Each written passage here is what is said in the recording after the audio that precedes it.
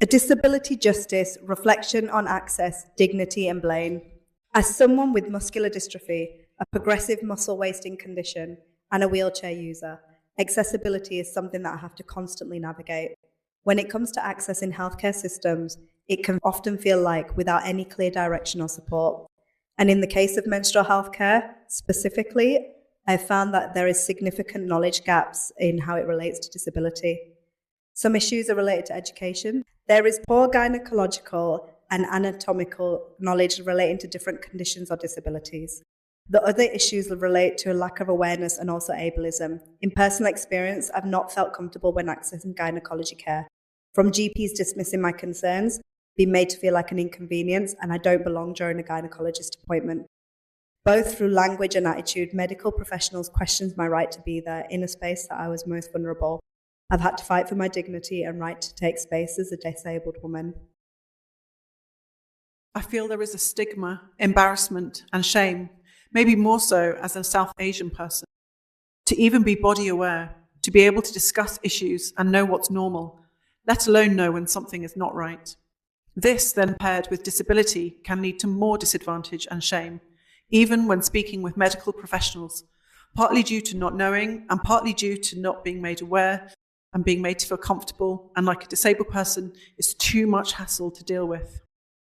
My physical disability means I am reliant on others for personal care, and growing up in a South Asian family meant any kind of talk about female or menstrual health was a taboo subject.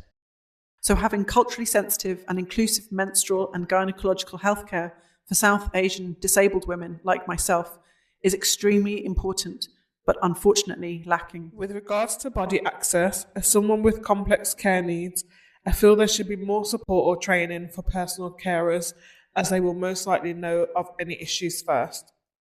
More community health services would be beneficial.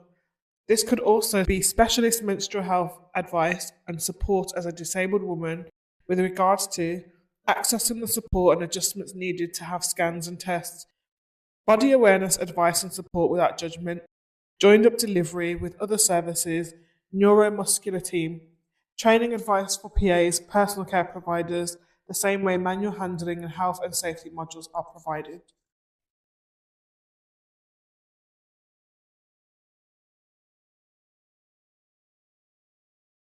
Another barrier that I would say nearly every disabled person who is unable to transfer faces is a lack of hoists in getting tests, for example, smears and ultrasounds. On the rare occasion that one is available, I've found it isn't charged or not properly maintained. This means that I always book appointments when someone who can lift me is available to come with me. Wheelchair access and adequate space in clinic room are also sometimes a problem. I also feel that appointment times should take into account a person's needs. I've sometimes felt like I'm an inconvenience because things take longer. Having my access requirements clearly communicated when medical professionals make referrals would take away a lot of worry.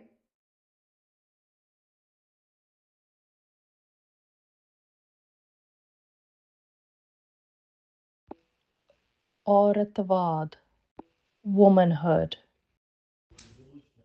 apajata, disability, mahabari, menstruation.